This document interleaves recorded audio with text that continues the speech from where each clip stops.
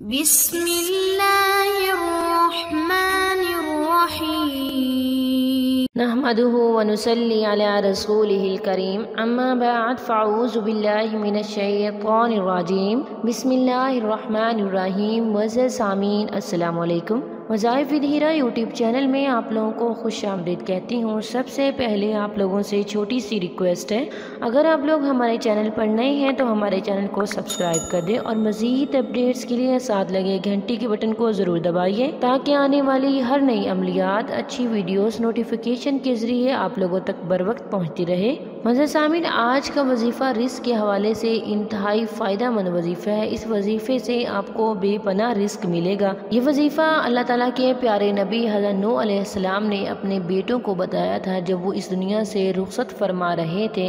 معزز سامعین، یہ وظیفہ بہت ہی فائدہ مند ہے، یقین کے ساتھ کیجیے گا۔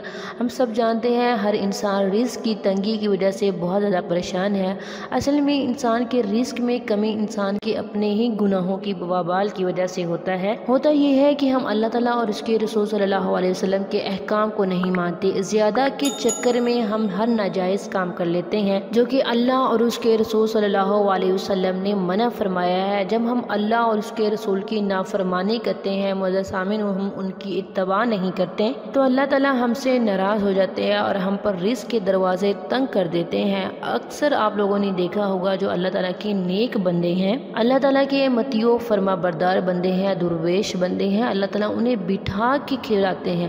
انہیں کوئی محنت نہیں کرنی پڑتی، کوئی مزدوری نہیں کرنی پڑتی، کوئی کھپنا نہیں پڑتا۔ وہ اللہ تعالیٰ اور اس کے رسول صلی اللہ علیہ وسلم کی اتباع کرتے ہیں، لوگوں کو دین کی تبلیغ دیتے ہیں اور اللہ تعالیٰ ان کی عزت لوگوں کے دلوں میں بہت زیادہ بڑھا دیتے ہیں۔ اللہ تعالیٰ ان کی شان کو بڑھا دیتے ہیں اور ساتھ ساتھ ان کی رزق کو بھی بڑھا دیتے ہیں، انہیں بٹھا کے سکون سے کھلاتے ہیں۔ اس کے برعکس ان لوگوں کو جو کہ فرما برداری نہیں کرتے، اپنی زندگی کو شریعت کے مطابق بسر نہیں کرتے اور جن کاموں سے اللہ اور اس کے رسول صلی اللہ علیہ وسلم نے منع کیا ہے ان سے نہیں رکتے، وہ ساری زندگی بے چین رہتے ہیں۔ اللہ تعالیٰ انہیں پوری دنیا کا چکر بھی لگواتے ہیں پھر بھی سکون نہیں دیتے۔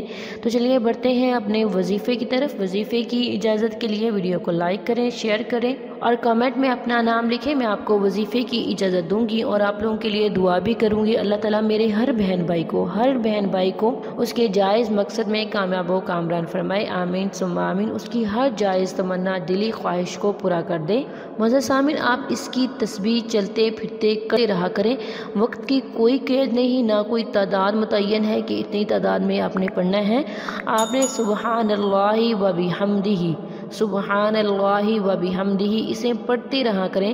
حضور صلی اللہ علیہ وسلم نے فرمایا، اللہ کے نبی حضرت نوح علیہ السلام کی وفات کا جب وقت قریب آیا تو انہوں نے اپنے بیٹوں سے فرمایا، سبحان اللہ و بحمدہ، پاک ہے اللہ، اپنی تعریف کے ساتھ کا ورد کرتے رہنا ہر چیز کی نماز ہے، اس کے ذریعے مخلوق کو رزق ملتا ہے۔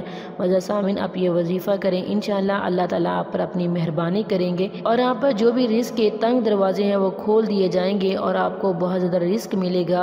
آپ کو اللہ تعالیٰ ہر چیز سے نوازیں گے، گاڑی، بینک بیلنس، گھر، ہر چیز آپ کی ہوگی انشاءاللہ۔ اور آپ تھوڑا تھوڑا صدقہ ضرور دیتے رہا کریں، جتنی بھی آمدن ہے آپ کی اس میں اللہ کے لیے ضرور نکالا کریں۔ اللہ تعالیٰ اس بندے کا اپنے اوپر قرض سمجھتے ہیں اور اللہ تعالیٰ اسے کئی گنا بڑھا کے دیتے ہیں۔